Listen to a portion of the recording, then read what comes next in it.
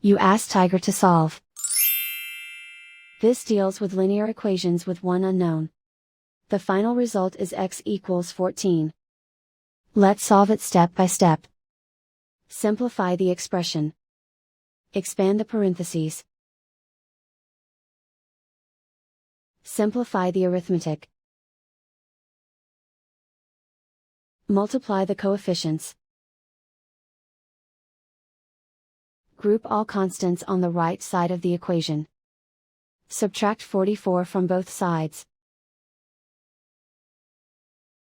Group like terms. Simplify the arithmetic.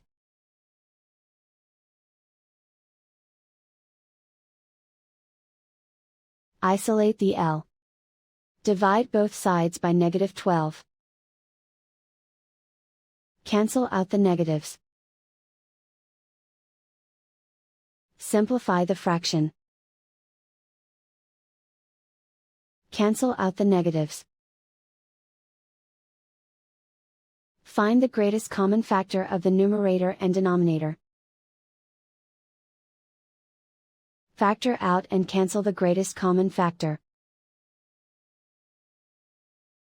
And so the final result is x equals 14.